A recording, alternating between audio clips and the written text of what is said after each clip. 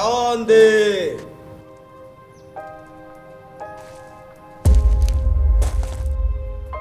तेरा संसार सुखी रहे, खूब फूले फले। क्यों चिल्ला रहे हो?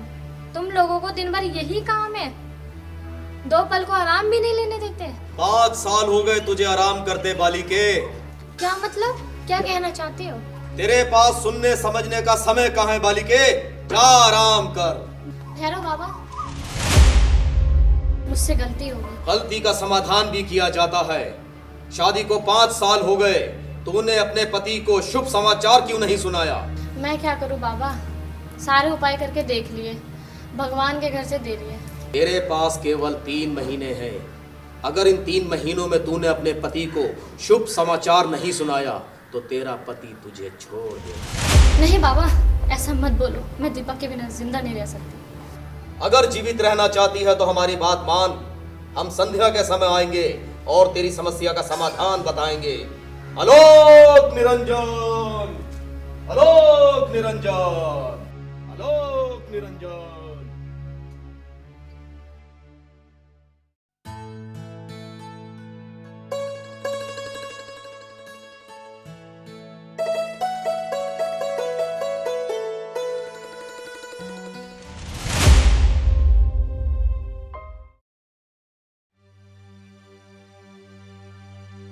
कुछ तो करना पड़ेगा, देर की तो चिड़िया हाथ से निकल जाएगी। मनोज हिम्मत कर यार, come on, hurry up, you can do it.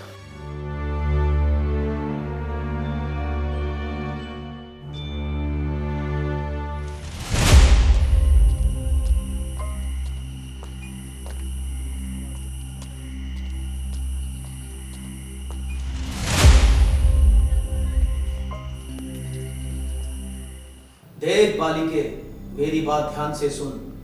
बाबा तेरा भला चाहते हैं। तेरे मस्तिष्क की रेखाओं ने हमें चिंता में डाल दिया, परंतु तू तनिक चिंता ना कर, तुझे संतान का सुख अवश्य प्राप्त होगा। परंतु ये सब कैसे होगा? मुझे क्या करना होगा? तुझे बाबा पे विश्वास करना होगा। किसी अनजान व्यक्ति के साथ 3 रातें संबंध स्थापित करना होगा। ये मुझसे नहीं होगा, मैं दीपक को धोखा नहीं दे सकती। संतान की प्राप्ति और जीवन की खुशहाली के लिए तुझे सब करना होगा। यही तेरी समस्या का समाधान है बालिके। अनजान व्यक्ति, संतान का सुख, जीवन में खुशहाली, मुझे ये सब चाहिए बाबा। किंतु परंतु भूल जा बालिके, बस एक बात याद रख, अनजान व्यक्ति होना चाहिए। लेकिन ये अनजान व्यक्ति होगा कौन? ये तुझे सोचना होगा। मेरे को समझ में नहीं आ रहा बाबा, आप ही कुछ रास्ता बताओ। जानता हूं यह काम तेरे लिए इतना आसान नहीं। इस काम के लिए किसी भी व्यक्ति पर विश्वास नहीं किया जा सकता। अगर ये बात खुल गई तो तेरा जीवन नर्क बन जाएगा।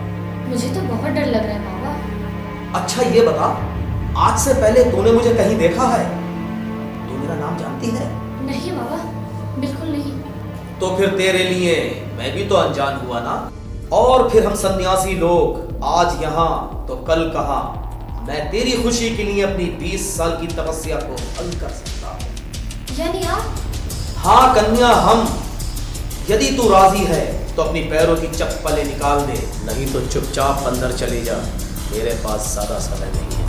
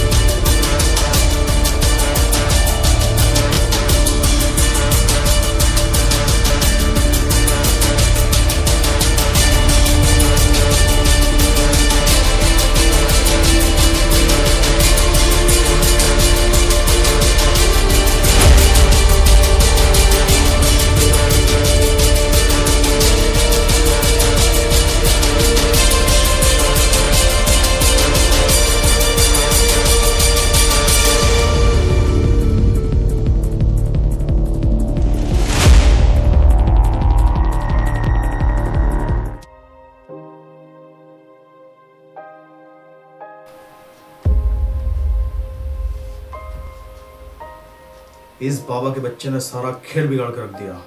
बहुत देर कर दी बेटा मनोज। अब किसी भी तरह इस बाबा का पत्ता काटना होगा।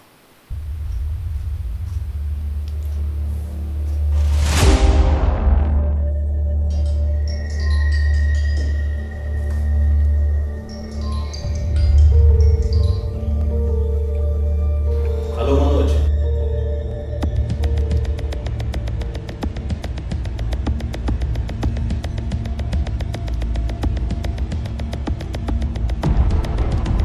देख मनोज, ये सब मजाक मुझे पसंद नहीं। मैं जानता हूँ बच्चा पाने के लिए क्या क्या जतन नहीं करती। बाबा, तांत्रिक, डॉक्टर, दरगाह, कहाँ कहाँ नहीं गई। तेरी सोच बहुत घटिया है। तेरी सोच में मुझे हंसी आती है। मैं जानता हूँ आरती अपनी जान दे देगी, लेकिन कभी भी गलत कदम नहीं उठाएगी। चल अब फोन रख, मैं 15 दिन बाद आता हूँ।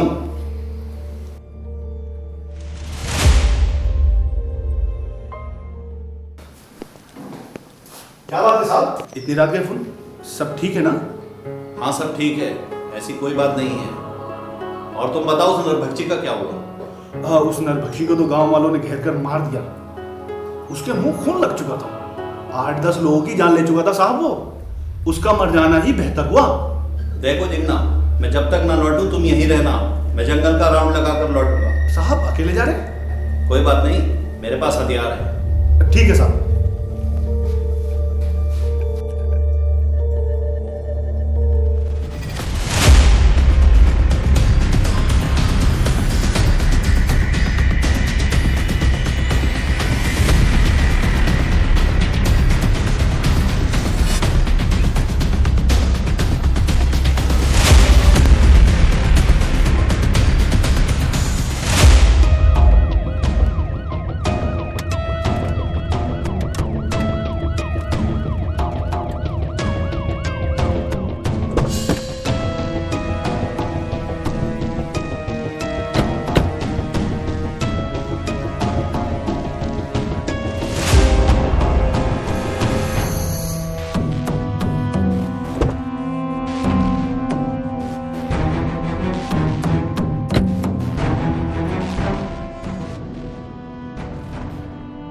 किसी धारदार हथियार से गला काटा गया। भला इस भिखारी की किसी से क्या दुश्मनी हो सकती है? सर ये तो जेल से भागा हुआ मुजरिम देवास लग रहा है। तुम पहचानते हो इसे? जी हाँ सर, इस पर 15 रेप केस थे। उन केसों में इसको सजा हुई थी और ये 4 महीने पहले ही जेल से फरार हुआ था। तुम अच्छे से तलाशी लो, देखो कहीं ना कहीं कोई ना कोई सुराग तो मिलेगा। और तुम ऐसा करो, इसकी डेड बॉडी को पोस्टमार्टम के लिए भेजने का इंतजाम करो। Yes sir. हाय, क्या बात है जालिम। ये साला बाबा फ्री में मजे लूट रहा है। कसम से यार, क्या बदन है। संगे मरमर है यार। हाथ लगाओ तो फिसल जाए। उफ। आज अपनी बारी है। अब देखता हूँ ये कैसे राजी नहीं होती। चल बेटा मनोज, जरा चिकना हो जा। आज की रात आरती भाभी के साथ रसपान होगा।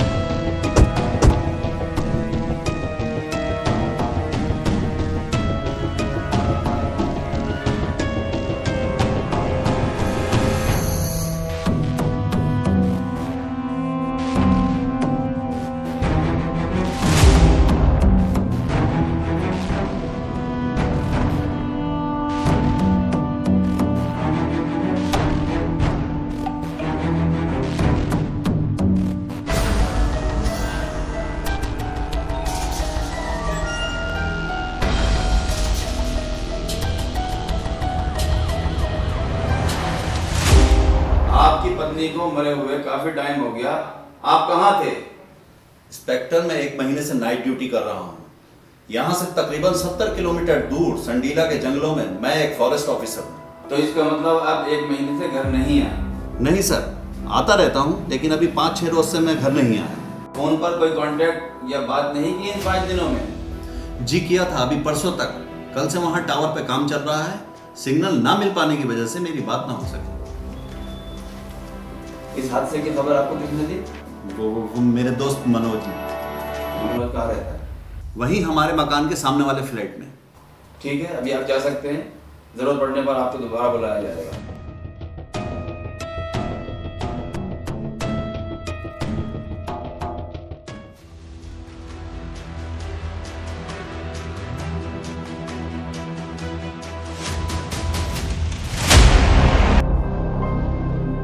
हाँ भाई, तेरा नाम मनोज है? जी सर। तेरे दोस्त की बीवी का मर्डर हो गया, तुझे मालूम है? मालूम है साहब। ये कैसे पता लग गया कि कल रात को आरती का मर्डर हो गया, जो तूने दीपक को हमारे ताला तोड़ने से पहले ही फोन पर बता दिया? नहीं सर, मैंने नहीं बताया। तो दीपक झूठ बोल रहा है या तू सच छुपाने की कोशिश कर रहा है? अगर दीपक ने ऐसा कहा तो वो झूठ बोल रहा है। अभी पता लग जाएगा। चल अपना फोन दिखा। नहीं सर, फोन में कुछ नहीं है, मैंने कोई फोन नहीं किया। पांडे जी का फोन लीजिए। नहीं सर, फोन में कुछ नहीं है सर। सर फोन में कुछ नहीं है सर, मैंने कोई फोन नहीं किया सर।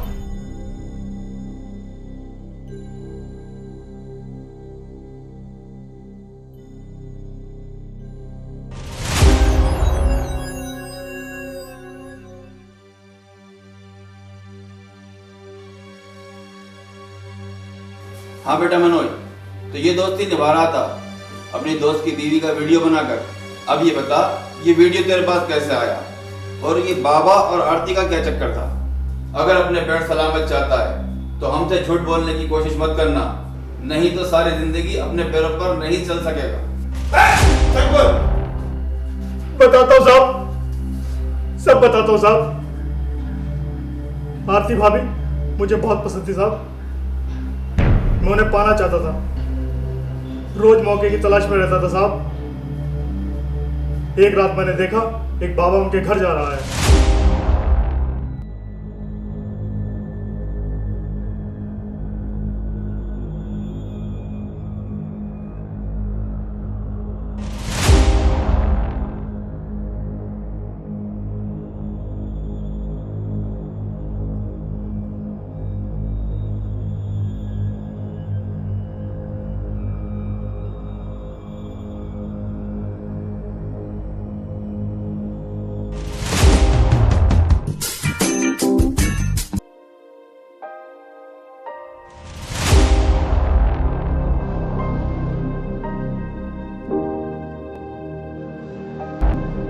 बाबा के जाने से पहले ही मैं निकल गया था साहब। और तूने ये वीडियो इसलिए बनाया था कि आरती इसे देखकर तेरी मनोकामना पूरी कर सके, लेकिन जब तू अपने शैतानी इरादों में कामयाब ना हो सका तो तूने उसकी हत्या कर दी और गुस्से में तूने उस बाबा को भी मार दिया। नहीं साहब, मैंने किसी को नहीं मारा, मेरा यकीन कीजिए। हाँ, जब दूसरी रात मैं इस इरादे से गया तो वहाँ आरती की लाश पड़ी थी, मैं डर गया साहब और वहाँ से भाग के निकल गया। पांडे जी ये ऐसे नहीं मानेगा, इसके तरह नोट बोर्ड टाइट करिए। नहीं साहब, मैंने किसी को नहीं मारा, मेरा यकीन कीजिए साहब, मैंने किसी को नहीं मारा।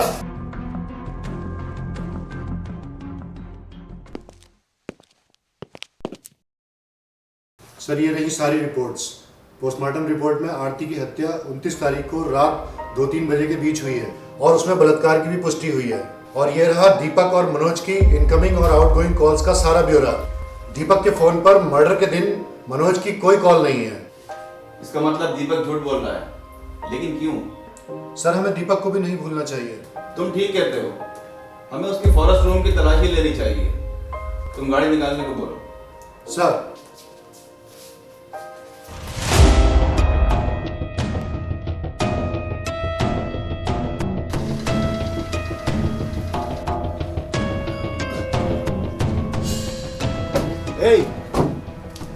तेरे साथ दीपक कहाँ है?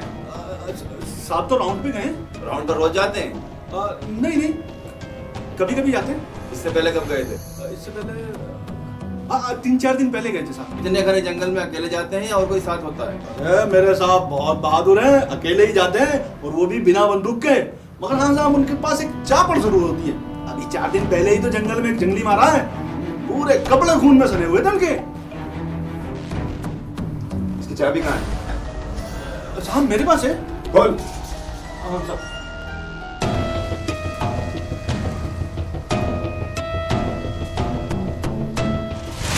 आपकी पत्नी और बाबा का कातिल मिल गया है। कौन है, कहाँ है? ये रहे उसके कपड़े जो गलती से उस दिन आपने पहन रखे थे। और ये रहा वो हथियार जिससे उस दिन आपकी पत्नी और बाबा का कत्ल हुआ था। और वो रहा लॉकअप जिसमें हम आपको कुछ दिन रखकर आपकी सेवा करेंगे। मिस्टर दीपक, हमें मुंह खुलवाने का बहुत अच्छा तजुर्बा है। बेहतर यही होगा कि आप अपना जुर्म खुद कबूल करें। इंस्पेक्टर, मैं जानता था कि मेरी पत्नी कभी मां नहीं बन सकती, फिर भी मैं खुश था। मैं आरती से बेहद प्यार करता था, लेकिन उस पर तो अपनी गोद भरने का भूत सवार था। और गोद भरते भरते वो दरवाजे पे आए भिखारी की गोद में जा बैठी।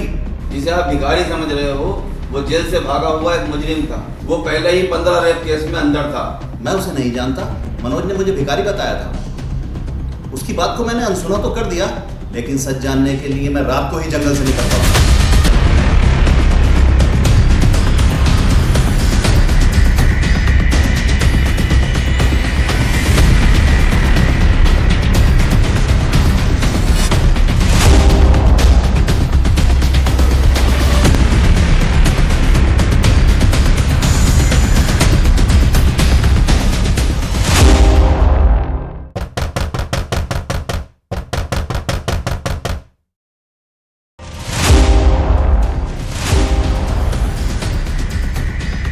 बेहया औरत, ये सब करने से पहले अपनी मेडिकल रिपोर्ट तो देख ली होती, जिसमें साफ साफ लिखा है तू कभी मां नहीं बन सकती। ये सब जानते हुए भी मैं अपने पति होने के सारे फर्ज निभाता रहा, और तूने पत्नी होने की सारी सीमाएं लांघ दी।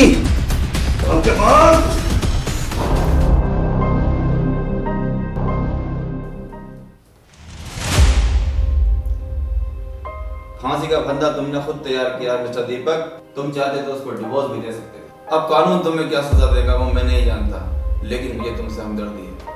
हाँ, मुझे हैरत इस बात की है कि कुछ समझदार लोग भी इन ढोंगियों के चक्कर में पड़कर अपना सब कुछ गंवा देते हैं।